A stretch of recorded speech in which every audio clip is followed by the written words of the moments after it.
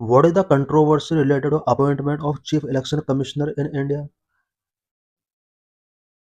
India में chief election commissioners के appointment से रिलेटेड क्या कंट्रोवर्सी है? What is the procedure to appoint election commissioners? Election commissioners को अपॉइंट करने के लिए क्या प्रोसीजर गिवन है? A search committee headed by Law Minister proposed a panel of names of election commissioners to the selection committee. At the first stage, एक search committee जो कि law minister के द्वारा हेडेड की जाती है सिलेक्शन कमेटी के बिफोर कुछ इलेक्शन कमिश्नर्स के नेम यहाँ पर प्रपोज करती है. 3-member selection committee. As per new law, the election commissioners are selected by a 3-member selection committee comprising Prime Minister, Union Minister, and a leader of opposition. Search committee के द्वारा जो भी name propose किए जाते हैं selection committee के before, इस selection committee के अंदर 3 मेंबर्स होते हैं, prime minister, union minister and leader of opposition. Why has there been a controversy about the appointment process? Chief election commissioner के अपॉइंटमेंट से रिलेटेड क्या कंट्रोवर्सी है? In 2023, Parliament passed a new law to appoint selection commissioner. Election commissioner को appoint करने के लिए 2023 में parliament ने एक न्यू लॉ पास किया था. New law is chief election commissioner and other election commissioners act 2023. 2023 में पार्लियामेंट के द्वारा जो लॉ पास किया गया था, इस लॉ का name chief election commissioners and other election commissioners appointment condition of services and term of office act 2023, ये इस लॉ का नेम है. Removal of CJI from selection committee. Selection committee से चीफ जस्टिस ऑफ इंडिया को remove कर दिया गया. It mean 2023 से पहले जहां पर इस 3 मेंबर सिलेक्शन कमेटी के अंदर चीफ जस्टिस ऑफ इंडिया हुआ करता था, अब न्यू लॉ के अंडर चीफ इलेक्शन सीजेआई को यहां से रिमूव किया गया है. gave little room for dissent. It had objected as committee gave little room for dissent as the Prime Minister and the Union Minister are part of the government and could rule 2:1 in favor of their candidate. यहाँ पर new law का इसलिए यहाँ पर oppose किया जा रहा है बिकॉज यहाँ पर गवर्नमेंट के 2 member prime minister and union minister majority में है एंड इलेक्शन कमिश्नर को अपॉइंट करने के लिए यहाँ पर 2:1 मेजोरिटी के हिसाब से गवर्नमेंट अपने अकॉर्डिंग नेम प्रपोज कर सकती है. What is the mandate of election commission? Election commission का क्या मैंडेट है? Constitutional body. Election commission is a permanent constitutional body. Election commission permanent constitutional body है. The constitution has vested power to the election commission the superintendent, direction and control of the entire process for conduct of elections to the parliament, state legislature and to the office of president and vice president of India. Constitution of India ने election commission को parliament, state legislature and office of president, vice president के लिए elections को superintendent, direction, control करने की power given की है. What is the election commission of India? The Election Commission of India is an autonomous constitutional body which is responsible for conduct union and state election procedure in India. Election commission of India एक autonomous constitutional body है जो कि union and state election process को conduct करने के लिए responsible है. It was established on 25 January 1950, celebrated as national voters day. Election commission of India 25 जनवरी 1950 को एस्टेब्लिश किया गया था. That is why 25 January is celebrated as national voters day. The secretary of the election commission is in new Delhi. New Delhi में इसका secretariat है. Election commission conduct election to the Lok Sabha, Rajya Sabha, state legislative assemblies and the office of the president and vice president in the country. Election commission of India Lok Sabha, Rajya Sabha, state legislative assemblies and office of president and vice president के लिए election conduct कराता है. It did not conduct elections to the panchayat and municipality in the state. For this, the Constitution of India provide for a separate state election commission.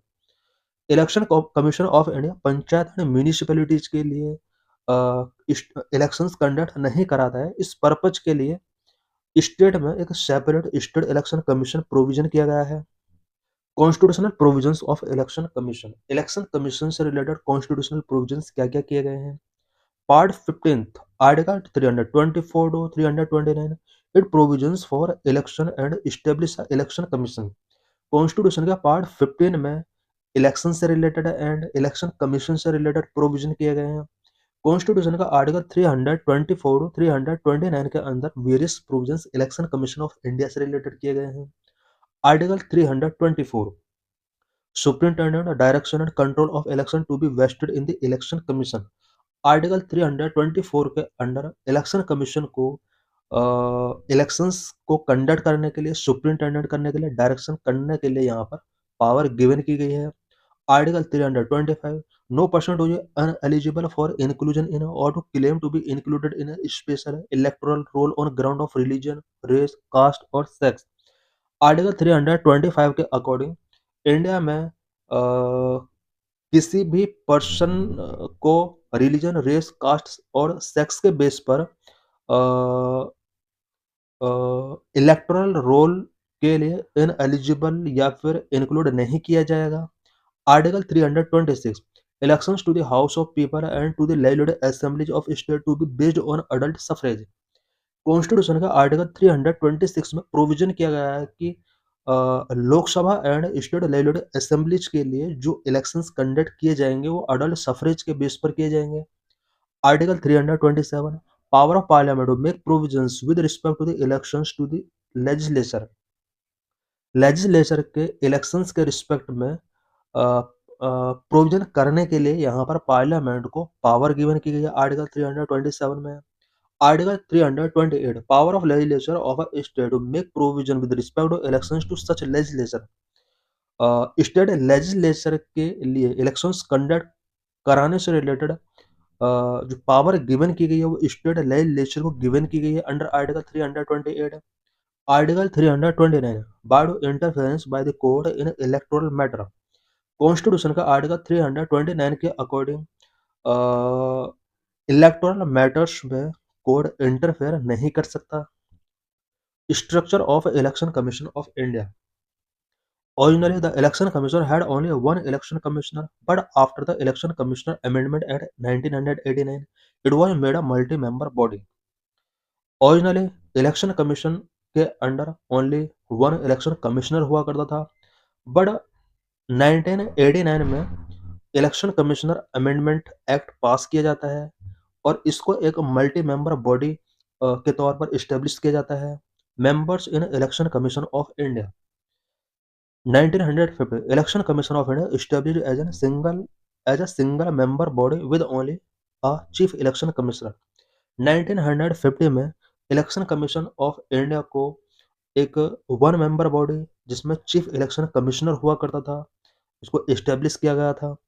October 16, 1989 two additional election commissioners appointed under the election commissioner amendment act 1989 making it a 3-member body.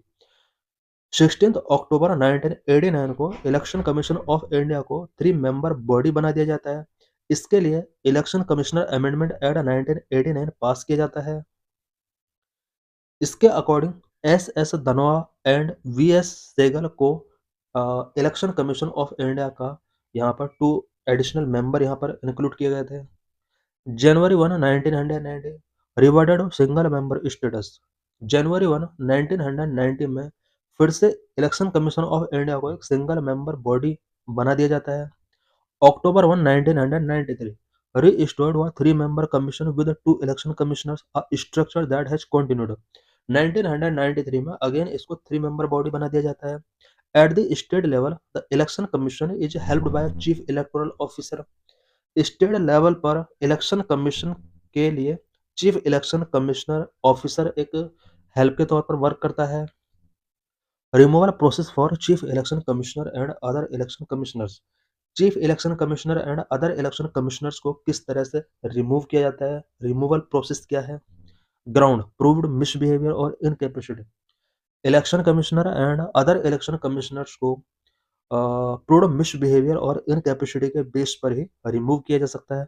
Mechanism like a Supreme Court judge requiring a special majority in parliament, it means 2/3 present and voting। Election commissioner को remove करने के लिए same वही process follow किया जाता है जो supreme court के जज को रिमूव करने के लिए फॉलो किया जाता है। इट मीन्स पार्लियामेंट से स्पेशल मेजोरिटी के थ्रू एक प्रपोजल यहाँ पर पास कराना होता है। Special majority means 2/3 present and voting. Presidential order, the president removes the chief election commissioner after parliament pass the resolution. एक बार पार्लियामेंट के द्वारा अगर चीफ इलेक्शन कमिश्नर को रिमूव करने के लिए रेजोल्यूशन अगर पास कर दिया जाता है, इसके बाद प्रेसिडेंट चीफ इलेक्शन कमिश्नर को रिमूव कर सकता है। Removal process for other election commissioners, other election commissioners को रिमूव करने के लिए क्या प्रोसीजर है? Recommendation, the chief election commissioner must recommend the removal to president. Chief election commissioner president के बिफोर अदर इलेक्शन कमिश्नर्स को रिमूव करने के लिए रिकमेंड करता है। Presidential order, the president then remove the election commissioner. President यहाँ पर election commissioner को नॉर्मली रिमूव कर सकता है। The important thing here is that chief election commissioner को रिमूव करने के लिए पार्लियामेंट से अप्रूवल टेकिंग करना होता है, रेजोल्यूशन पास कराना होता है। इट मीन्स इम्पीचमेंट प्रोसेस यहाँ पर फॉलो करना होता है। बट अदर इलेक्शन कमिश्नर्स को रिमूव करने के लिए no impeachment process followed. Autonomy, this system protect election commissioners from arbitrary removal by the government. The the procedure for election commissioners has been debated over its vogness. Election commissioner member can resign anytime or can also be removed before the expiry of their term. Election commissioners expiry of their term के before भी resign given कर सकते हैं। Limitations of election commissioners. The Constitution has not specified the term of the members of the election commission. Constitution के अंदर election commissioner के member का term यहाँ पर स्पेसिफाई नहीं करता है। Has not prescribed the qualification such as legal, educational, administrative और judicial of the member of election commissioner. Constitution के अंदर इलेक्शन कमीशन के मेंबर्स की क्वालिफिकेशन यहाँ पर प्रेस्क्राइब्ड नहीं की गई है। Has not debarred the retiring election commissioner from any further appointment by the government. Constitution के अंदर इलेक्शन कमिश्नर्स के रिटायरमेंट के बाद उसको फर्दर अपॉइंटमेंट के लिए डिबेयर नहीं किया गया है। This is PYQ related to this article. So thanks for watching this video.